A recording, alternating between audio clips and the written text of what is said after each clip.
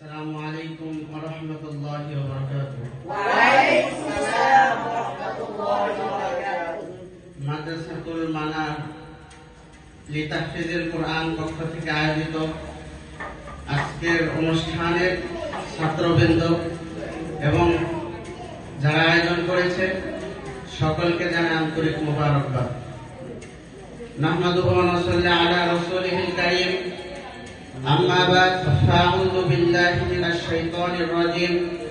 بسم الله الرحمن الرحيم.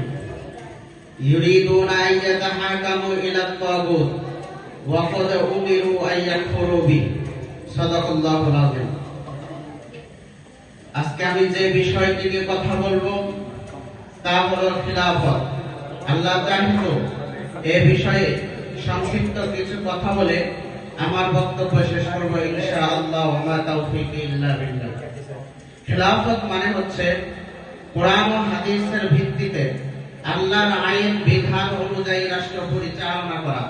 রাসূল আকরাম সাল্লাল্লাহু আলাইহি ওয়াসাল্লাম ইন্তিকালের পর 632 সাল থেকে হযরত আবু বকর রাদিয়াল্লাহু তাআলা এর মাধ্যমে খিলাফতের সূচনা শুরু হয়।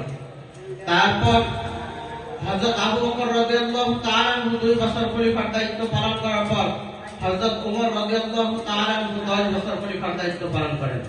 তারপর হযরত উসমান রাদিয়াল্লাহু তাআলা 12 বছর খলিফার দায়িত্ব পালন করেন। তারপর হযরত আলী রাদিয়াল্লাহু তাআলা 6 বছর। এভাবে ধারাবাহিকতার সাথে চলতে থাকে 1924 সাল পর্যন্ত। আর 1924 সালে এসে শুরু হয় গণতন্ত্র। আর এই গণতন্ত্র সৃষ্টি হয় একটি কুফরি মতবাদের উপর ভিত্তি করে। সেই কুফরি মতবাদ হলো জনগণ মানুষ সমস্ত ক্ষমতার মূল উৎস, সমস্ত বিধিবিধানের মূল উৎস।